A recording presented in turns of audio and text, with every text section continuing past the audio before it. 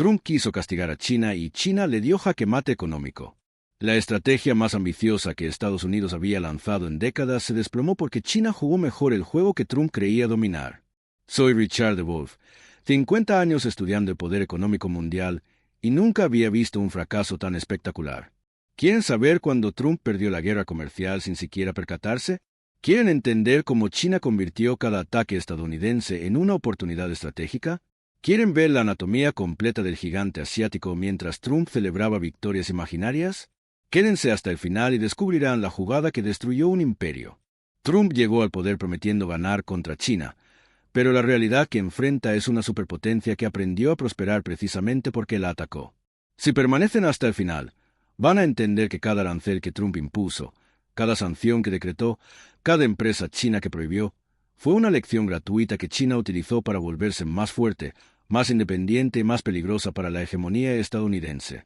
Trump creía que estaba librando una guerra comercial, pero China estaba construyendo pacientemente el futuro económico del planeta y ahora ese futuro está llegando más rápido de lo que Washington jamás imaginó. La derrota de Trump frente a China no es solo económica, es estratégica, es tecnológica, es geopolítica y es definitiva. Empecemos por el momento exacto donde Trump cometió el error que le costaría todo su proyecto anti-China. 15 de enero de 2018, el día que decidió que los aranceles eran un arma de precisión en lugar de un martillo que golpea por igual. Trump había pasado meses amenazando a China con la guerra comercial más devastadora de la historia.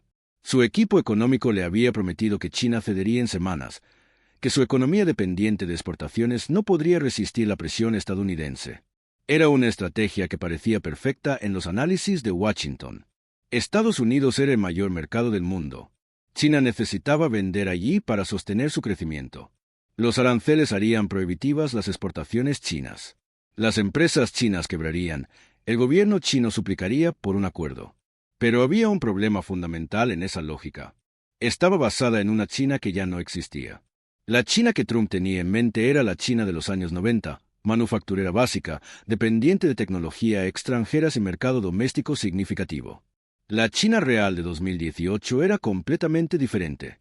Tenía el mercado interno más grande del mundo, capacidades tecnológicas avanzadas, reservas financieras masivas y algo que Trump jamás consideró: paciencia estratégica. Cuando Trump impuso los primeros aranceles del 25% sobre $50.000 millones en productos chinos, esperaba ver pánico en Beijing, caída en las exportaciones chinas, presión política sobre el presidente. Lo que vio fue exactamente lo contrario. China respondió con aranceles equivalentes sobre productos estadounidenses cuidadosamente seleccionados: soja, carne de cerdo, automóviles, productos que golpeaban directamente la base electoral de Trump. Pero esa no era la respuesta real. La respuesta real era lo que China estaba haciendo en silencio mientras Trump celebraba los aranceles como una victoria. Porque hay algo sobre la estrategia china que muy pocos analistas occidentales entienden completamente. China nunca responde de inmediato a los ataques. China estudia, aprende, adapta y luego contraataca con una precisión que toma años en manifestarse completamente. Los aranceles de Trump no debilitaron a China, la educaron, le enseñaron exactamente dónde estaban sus vulnerabilidades, qué sectores dependían demasiado del mercado estadounidense, qué tecnologías necesitaba desarrollar internamente.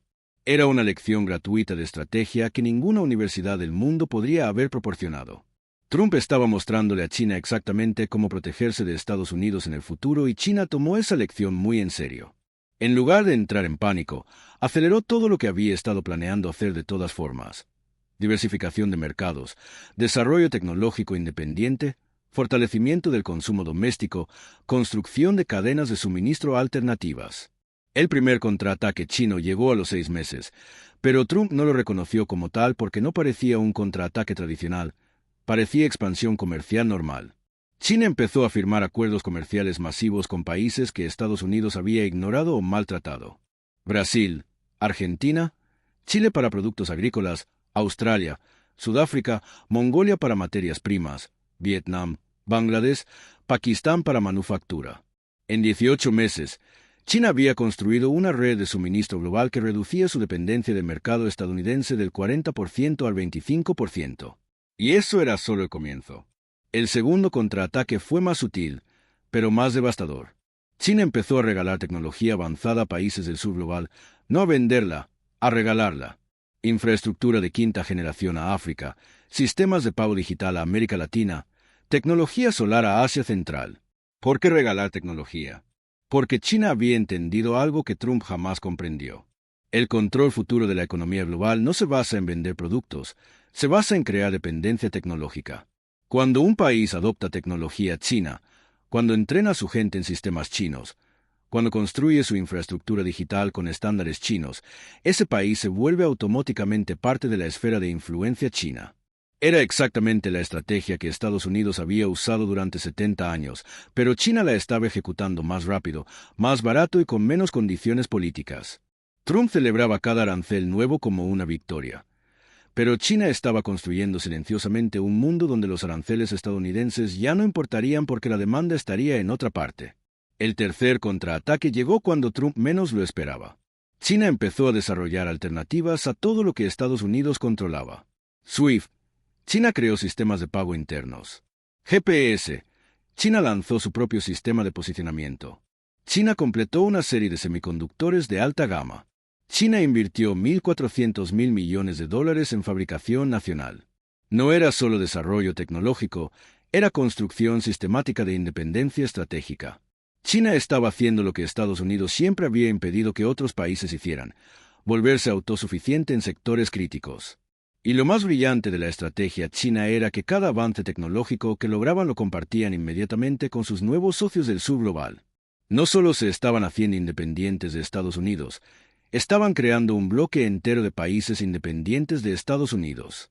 Trump interpretaba esto como competencia normal, pero lo que China estaba haciendo era reescribir las reglas del juego económico global mientras Trump seguía jugando con las reglas viejas. El cuarto contraataque fue el más devastador. China empezó a usar la propia globalización estadounidense contra Estados Unidos. En lugar de alejarse de las empresas estadounidenses, empezó a volverlas dependientes del mercado chino. Apple vendía más iPhones en China que en Estados Unidos. Tesla construyó su fábrica más grande en Shanghái. Boeing dependía de aerolíneas chinas para sus ventas futuras. Microsoft, Google, Amazon, todos tenían operaciones masivas en China. China convirtió a las empresas estadounidenses más poderosas en sus mejores lobistas en Washington. Cada vez que Trump amenazaba con endurecer las medidas contra China, Apple, Tesla, Boeing presionaban contra esas medidas porque afectarían sus ganancias chinas. Era un uso perfecto del poder del oponente contra el propio oponente. Las empresas que se suponía que apoyarían la guerra comercial de Trump se convirtieron en las principales defensoras de la relación con China. Trump había creado exactamente la situación que quería evitar, un mundo donde las empresas estadounidenses tenían más incentivos para defender a China que para apoyar las políticas estadounidenses. Pero el golpe maestro del chino llegó cuando Trump intentó su movimiento más agresivo: prohibir TikTok, WeChat y otras aplicaciones chinas en Estados Unidos. Trump creía que estaba protegiendo la seguridad nacional estadounidense, pero lo que realmente estaba haciendo era demostrarle al mundo que Estados Unidos ya no creía en el libre mercado que había predicado durante décadas. China no respondió prohibiendo aplicaciones estadounidenses. China respondió creando alternativas mejores. Cuando Trump bloqueó TikTok, China aceleró el desarrollo de plataformas que no dependían de tecnología estadounidense para nada. Cuando Trump bloqueó semiconductores chinos, China duplicó su inversión en fabricación nacional y empezó a reclutar talentos de Silicon Valley con salarios que triplicaban lo que ganaban en Estados Unidos. Cada prohibición de Trump se convertía en una oportunidad de negocio para China. Cada sanción era un incentivo para desarrollar capacidades que antes no tenían razón para desarrollar. Trump estaba financiando indirectamente la independencia tecnológica china con sus propios ataques. El quinto contraataque fue geopolítico. China empezó a ofrecer al mundo una alternativa al orden estadounidense, no mediante conquista militar, sino mediante oportunidades económicas que Estados Unidos ya no podía igualar. La iniciativa de la Franja y la Ruta se expandió a más de 140 países. El Banco de Desarrollo Asiático creció hasta rivalizar con instituciones dominadas por Estados Unidos. Los países del bloque de los 5 grandes se fortalecieron como alternativa al G7. China no estaba tratando de reemplazar a Estados Unidos como hegemón mundial, estaba creando un mundo multipolar donde la hegemonía estadounidense volviera irrelevante. Era una estrategia mucho más inteligente que la confrontación directa. En lugar de desafiar el poder estadounidense frontalmente, China estaba construyendo espacios donde ese poder simplemente no aplicaba. Trump finalmente se dio cuenta de lo que estaba pasando cuando ya era demasiado tarde para detenerlo. En 2023, China había logrado algo que parecía imposible 5 años antes. Había convertido la guerra comercial de Trump en el catalizador de su propia independencia estratégica. Las exportaciones chinas a Estados Unidos habían caído.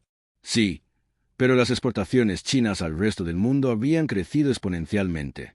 China había perdido participación en el mercado estadounidense, pero había ganado participación en el mercado mundial.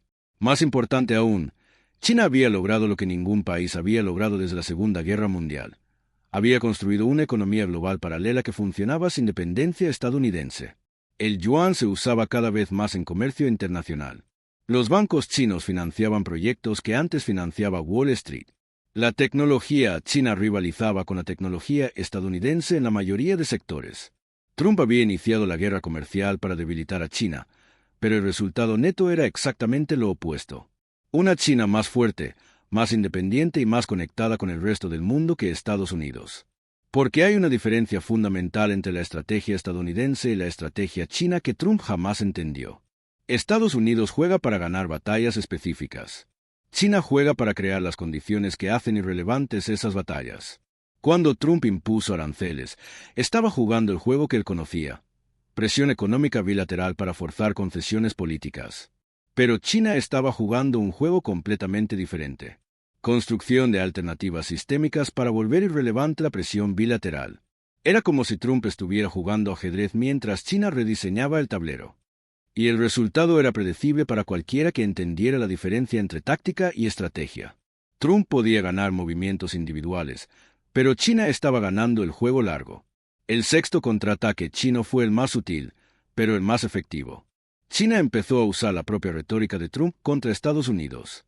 Cuando Trump hablaba de America First, China respondía hablando de soberanía económica. Cuando Trump criticaba la dependencia de otros países, China ofrecía interdependencia mutuamente beneficiosa. China había aprendido a hablar el idioma del nacionalismo económico mejor que el propio Trump, pero desde una posición de fuerza creciente en lugar de fuerza declinante.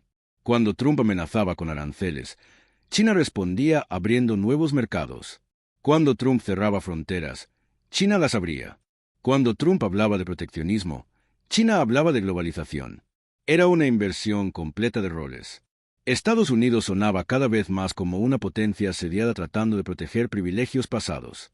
China sonaba como una potencia emergente, ofreciendo oportunidades futuras, y el mundo estaba eligiendo el futuro por encima del pasado. El séptimo y último contraataque chino fue el más devastador. China empezó a ofrecer exactamente lo que Estados Unidos ya no podía ofrecer de manera creíble: estabilidad, previsibilidad y crecimiento económico sostenido. Mientras Estados Unidos se convulsionaba en guerras comerciales, crisis políticas y polarización social, China mantenía tasas de crecimiento estables, políticas económicas consistentes y relaciones internacionales predecibles para las empresas globales, para los inversionistas internacionales, para los países que necesitaban socios comerciales confiables. China empezó a verse como la opción más segura, no porque fuera perfecta, sino porque era consistente. Y en un mundo lleno de volatilidad, la consistencia se vuelve más valiosa que la perfección. Trump había conseguido exactamente lo opuesto de lo que prometía. Había hecho que China pareciera más estable y confiable que Estados Unidos. Y ahí está el jaque mate final. Trump inició la guerra comercial para debilitar a China y fortalecer a Estados Unidos, pero el resultado neto ha sido una China más fuerte, más independiente, más conectada globalmente y más atractiva como socio económico que Estados Unidos. China no ganó derrotando a Estados Unidos militarmente, ganó construyendo pacientemente un mundo donde la hegemonía estadounidense volvía cada vez menos relevante. Trump jugó para ganar una guerra. China jugó para hacer que esa guerra no importara y, en el proceso, China le enseñó al mundo que se puede prosperar sin someterse al chantaje económico estadounidense, que se pueden construir alternativas al orden económico que Estados Unidos había impuesto durante décadas. Esa lección no se olvida. Una vez que el mundo aprende que hay alternativas reales al poder estadounidense, ese poder nunca vuelve a ser lo que era antes. Trump quería hacer grande a Estados Unidos otra vez, pero lo que logró fue acelerar exactamente el proceso que está haciendo menos relevante la grandeza estadounidense, la emergencia de un mundo multipolar donde Estados Unidos es una potencia importante, pero ya no la única potencia determinante. China no necesitó destruir a Estados Unidos para ganar, solo necesitó construir algo mejor. Y mientras Trump seguía peleando la guerra de ayer, China construía pacientemente la economía del mañana. Ahora esa economía está llegando y Estados Unidos está descubriendo que se quedó jugando solo un juego que el resto del mundo ya abandonó. Trump fue el estratega de su propia derrota. China solo tuvo que ser lo suficientemente paciente para dejar que esa estrategia funcionara.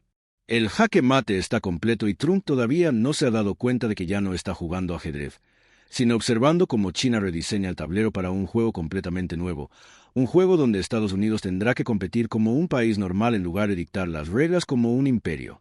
En este punto, la pregunta que flota sobre la cabeza del observador atento no es si China ha ganado, sino cómo la narrativa que durante décadas sostuvo la hegemonía estadounidense se desmorona bajo el peso de sus propias contradicciones.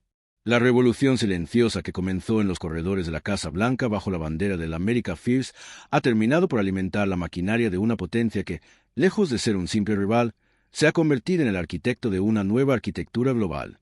Para entender la magnitud de este giro, hay que volver a los fundamentos que hicieron posible la supremacía estadounidense después de la Segunda Guerra Mundial. El modelo se sustentó en tres pilares: la capacidad de imponer condiciones de comercio a través del acceso a un mercado interno gigantesco, la ventaja tecnológica de una industria militar industrial que convertía cada innovación en ventaja competitiva, y la legitimidad de un orden basado en instituciones que, aunque imperfectas, eran percibidas como el estándar de la gobernanza global. China, al observar con paciencia la caída de cada una de esas columnas, no se limitó a replicar los mecanismos, sino que los transformó. En primer lugar, la enorme población interna, que ya había superado el 1.400 millones, se convirtió en el motor de una demanda que no necesitaba de consumidores externos para sostener el crecimiento. Las políticas de urbanización masiva, la expansión de la clase media y la inversión en infraestructura doméstica crearon un círculo virtuoso donde la producción interna se volvió suficiente para alimentar la propia economía, reduciendo la dependencia del mercado norteamericano. En segundo lugar, la estrategia tecnológica se reconfiguró de manera radical. Donde antes la innovación surgía bajo la sombra de la defensa y la competencia militar, ahora los centros de investigación chinos se enfocan en la creación de ecosistemas digitales que no solo compiten, sino que redefinen los estándares.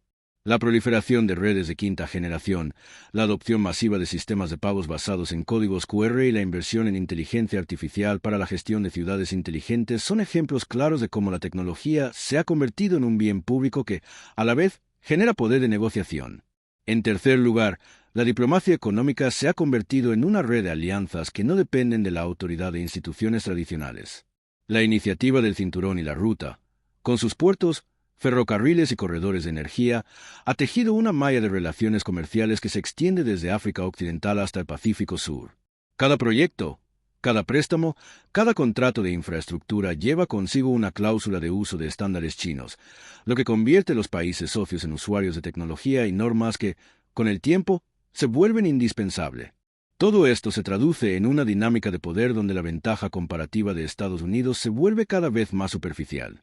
Los aranceles que una vez fueron la herramienta de presión más temida ahora se asemejan a una señal de advertencia que el mercado ignora, porque los flujos de capital y los acuerdos de suministro se han reconfigurado alrededor de una red que no depende de la puerta de entrada estadounidense. Si miramos los indicadores macroeconómicos, veremos que la balanza comercial de China con el resto del mundo ha experimentado una transformación que supera cualquier pronóstico hecho antes de la primera ronda de aranceles. Las exportaciones hacia continentes como América del Sur, Asia del Sureste y África han crecido a ritmos que hacen que la caída de los volúmenes enviados a los Estados Unidos sea apenas una disminución marginal en el panorama global. El impacto de esta reorientación no se limita a los números de comercio. En el ámbito de la inversión directa, los fondos de capital riesgo y los conglomerados multinacionales han comenzado a colocar sus fichas en los parques industriales chinos, no solo por la mano de obra competitiva, sino porque el ecosistema de innovación allí ofrece retornos que superan a los mercados tradicionales. La creación de zonas económicas especiales con regulaciones flexibles, la protección de la propiedad intelectual, bajo un marco que favorece la colaboración y la disponibilidad de capital estatal para financiar startups de alta tecnología han convertido a China en un imán para la inversión de futuro. A su vez, la presión sobre los gigantes tecnológicos occidentales se ha intensificado. Cuando Apple, Tesla, Boeing y Microsoft descubren que sus ingresos más importantes provienen de la venta de dispositivos, vehículos y servicios en territorio chino, sus estrategias de lobbying giran en torno a proteger el acceso a ese mercado. Cada intento de imponer restricciones adicionales se encuentra con la resistencia de una coalición de empresas que, desde la sala de juntas, prefieren la estabilidad de los ingresos chinos a la retórica proteccionista de Washington. Esta paradoja, donde los propios defensores de la guerra comercial se convierten en sus mayores defensores, muestra la profundidad del ingenio estratégico chino. La lección que se extrae es clara.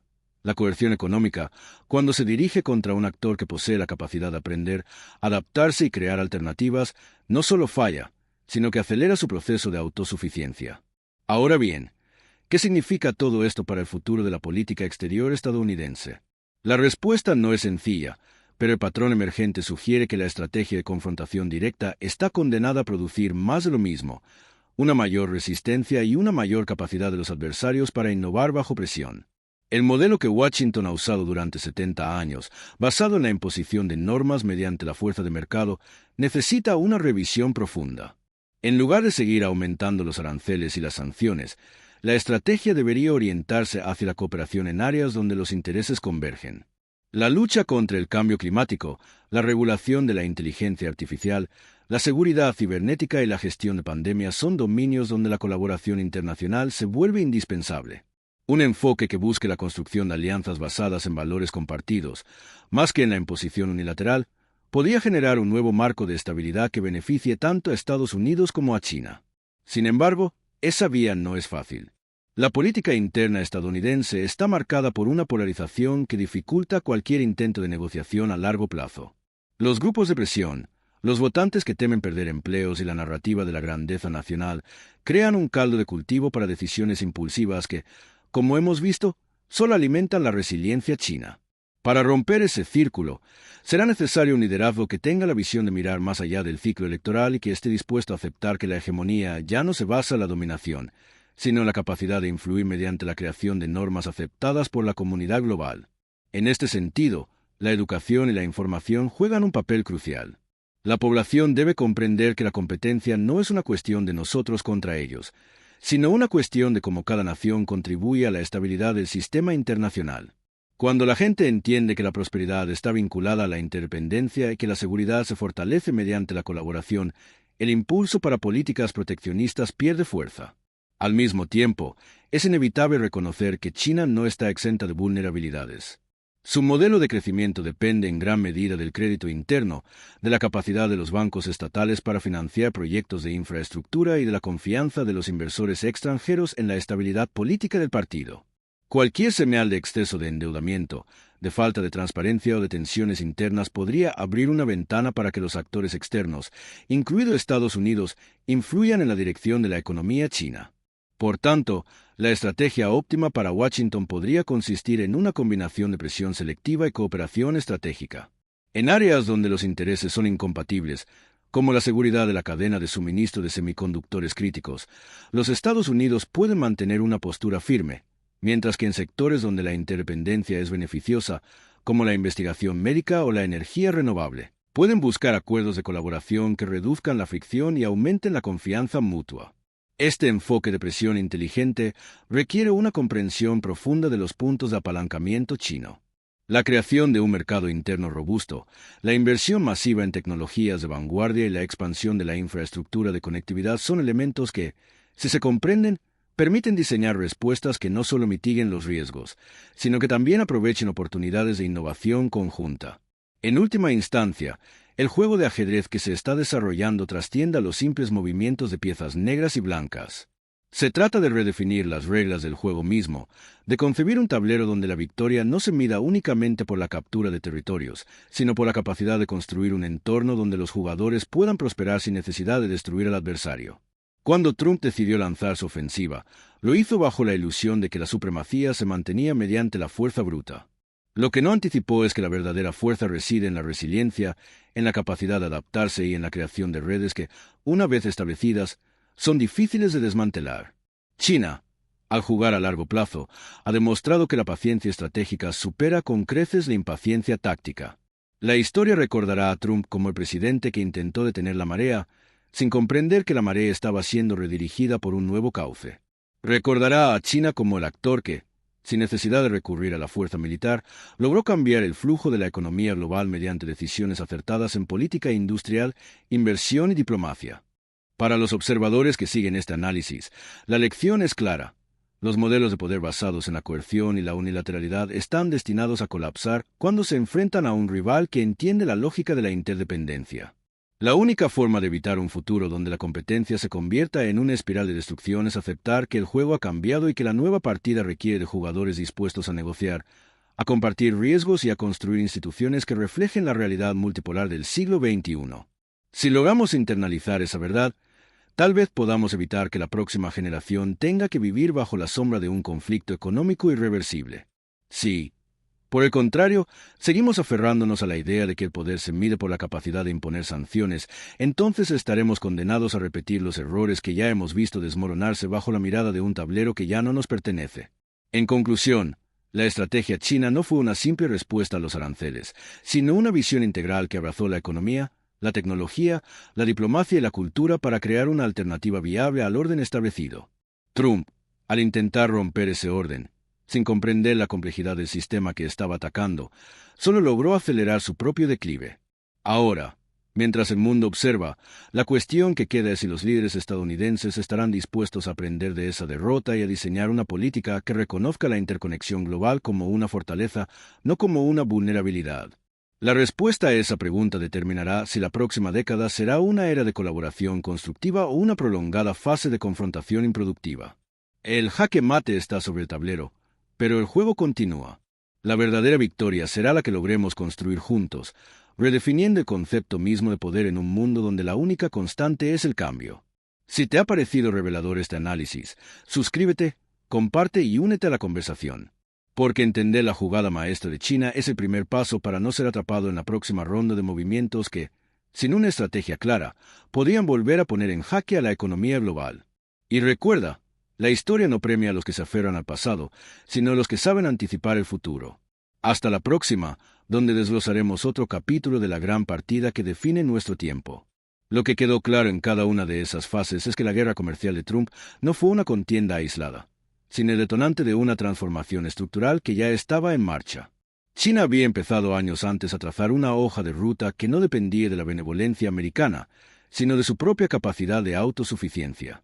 Cada arancel, cada sanción, cada prohibición, sirvió como catalizador para acelerar proyectos que en otro escenario habrían avanzado a paso lento. La lección es simple. Intentar frenar a un rival sin comprender la profundidad de su arquitectura es como intentar detener una corriente con una cuchara. La corriente sigue, y el intento solo revela la fragilidad del obstáculo.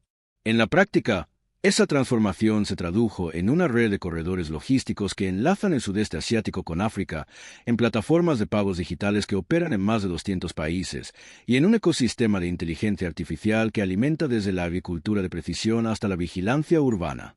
No es coincidencia que, al mismo tiempo, las empresas estadounidenses más poderosas empezaran a reconfigurar sus cadenas de suministro para depender cada vez más de los puertos y los centros de datos chinos.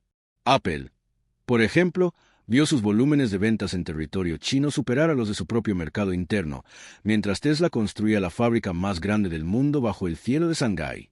Boeing y Boeing Capital se vieron obligados a negociar con aerolíneas chinas para mantener sus líneas de crédito, y los gigantes de la nube americanas invirtieron miles de millones en centros de datos dentro de la frontera del dragón para cumplir con regulaciones locales. Ese reordenamiento no es meramente económico, es cultural y político. Los estudiantes chinos que antes iban a Europa a estudiar ingeniería ahora se forman en universidades locales que, con el apoyo del Estado, han alcanzado un nivel de investigación comparable al de las instituciones más prestigiosas del continente occidental.